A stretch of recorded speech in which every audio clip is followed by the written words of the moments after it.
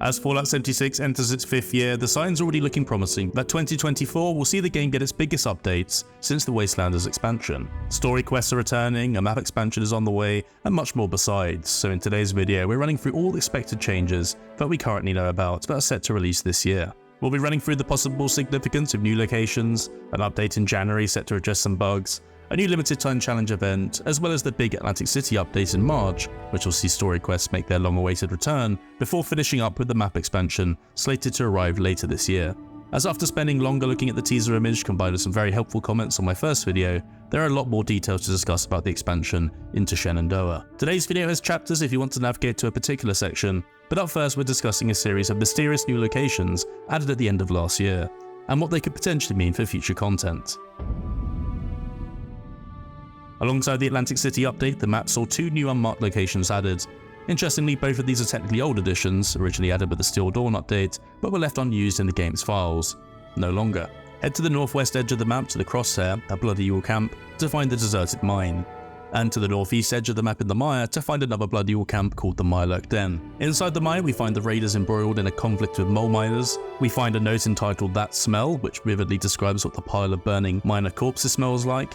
It's bad. But the more interesting note is found on this ice cream cart.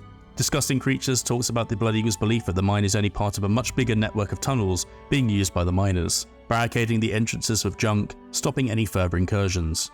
Now we have to go pretty far back for this, but there was once a lot of talk about an underground mole miner city being in Appalachia. Given the timing of this location being added back in, and the numerous other clues already in place, will we finally see something big happen with the miners sooner rather than later?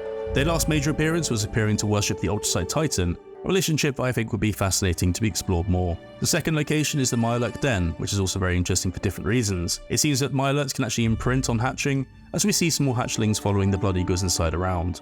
A potential new recipe is also teased in the note Mirelurk Medley, although perhaps not the most appetizing judging by its initial review. At the back of the cave area we find an armory full of supply crates and ammo boxes. Whether the raiders brought these here or if they were here before remains a mystery for now. Finishing up with those 2 new locations though, let's talk about what to expect in January. January's big update is on the 30th, which will take us through to just before Valentine's Day in February. This is a new challenge event called Burning Love.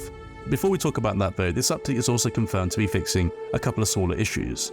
Currently the quest objective in Tax Evasion, where the Overgrown needed to be looted, was disabled due to a very potent XP glitch.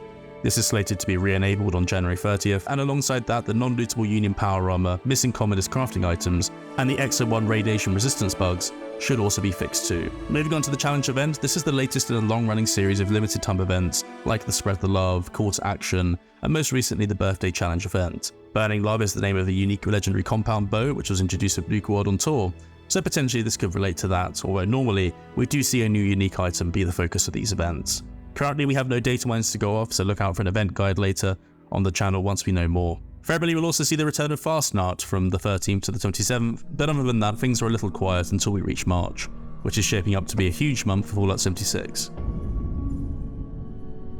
The Part 2 update for Atlantic City, called America's Playground, bringing several main quests, 2 side quests, and at least 1 new expedition, although interestingly a second expedition also appears to be slated for this update. More on that later, as it actually doesn't relate to Atlantic City. A new location currently in-game in Appalachia, the Rose Room will be the starting hub for the several new main quests in Atlantic City. This used to be a Mothman outpost, but no more. A new home to the Russo family and Appalachia's first nightclub. What follows is a tale of intrigue, devil's blood, and a debut for the real Jersey Devil. Because the lesser devils, as the name suggests, are in fact juveniles. And going off the latest data mines, the adult Jersey Devil will be Fallout 76's newest and potentially deadliest big boss added so far. Much of this will take place in the existing locations added with these expeditions, which we'll be returning to for these more traditional quest lines, as well as the 2 new side quests. And hints and teasers for what actually transpires in these are actually added already in these new locations.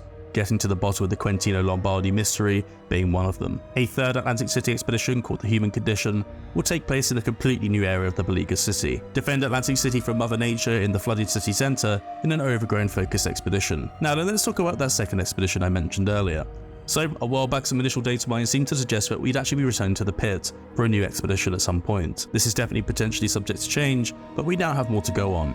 In Poke the Beehive, we'll be ascending the Bastion, an enormous city block to help the Union gain a foothold over the tower. We will definitely need to wait for an official word on this, but does also appear to be slated for a March release, and I do hope that that's the case. Although the pit seems to generally get a bad rep due to the expedition format, More regular updates of new locations would make it more interesting in my opinion, with an evolving story taking place there. I'm curious, if the pit got the Atlantic City treatment with questlines and side quests added at a later date, would that be something you'd want to see, or is a new expedition location preferable each time? Let me know in the comments your thoughts on that. Jostling with the return of a narrative questline for the biggest update this year is a map expansion coming later on. There's no official word on the time frame yet, but in 2024, Fallout 76 will receive a map expansion to the south, allowing players to explore the Shenandoah region. An official word from art director John Rush outlined a bit more. War never changes, but that sure doesn't stop Appalachia from mutating.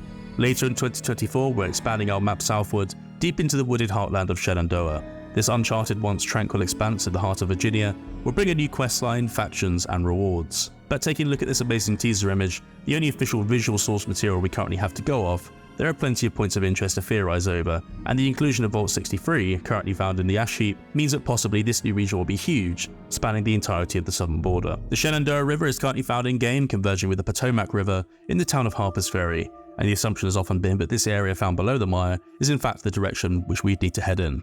The continuation of that river appears to be on the far left of this image, with a bridge crossing potentially representing a new settlement. If this is the case, then potentially the Free States could be involved in some way. We can find very definitive ends for most of their members in the various bunkers found throughout the mire, but their leader Raleigh Clay and his family are noticeably missing, their fates currently unaccounted for. The Skyline Drive skirts around the edge, taking us further into the national park below, and running through what I covered previously.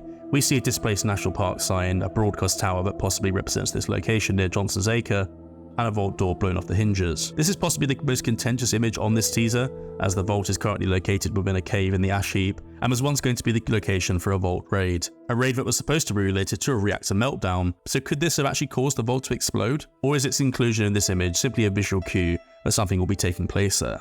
Elsewhere we see a blocked main road, a possible raider or wasteland settlement, and saving the best till last, a large central building underneath what appears to be an electrical storm, or maybe an eldritch one. I theorized in the first video that this could be a building similar to the real Big Meadows Lodge. There's a passing similarity to the aerial shape of this location on a map, and it's found deep within the real national park area, surrounded by a forest. In this teaser image, this location appears to be surrounded by blasted trees. A couple of things I missed the first time now.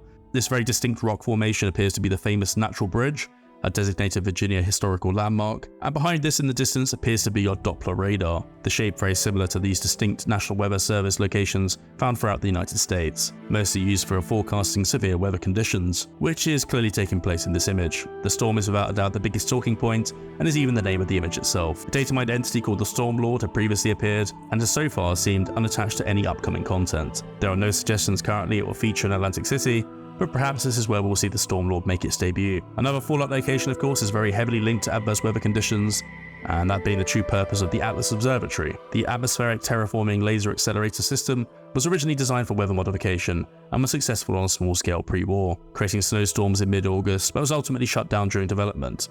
Perhaps Atlas could be responsible for this, the column of red electrical lighting, a direct result of the laser accelerator system in full flow, causing the apocalyptic surroundings we see. Or maybe something else entirely. Could the Lovecraftian hints and teasers found in the dark places of Fallout's world and the eldritch lore of the cult of the Mothman be amounting to something more than just Easter eggs? The cultists have definitely seemed to be coming from this direction in-game so far. Plenty of talking points off the back of this, and I can't wait to learn more in the build up to this fascinating update. For now though, that's it. Plenty of things already slated to release this year, and I'm sure there'll be more smaller updates or limited time events too to keep things ticking over. Too early to celebrate both of these updates just yet, but it must be said that the return of story-driven quest lines and a map expansion were both high up on players' wish lists. But with that in mind, what would you like to see added to Fallout 76 moving forwards? Let me know your thoughts on that down in the comments. If you enjoyed this particular video, please consider subscribing to help the channel grow. We'll be covering more news about these updates throughout the year, as well as a variety of other Fallout content, so turning on the bell icon is definitely the best way to stay up to date. With that said, I am off. Thank you for watching, and we'll see you in the next one.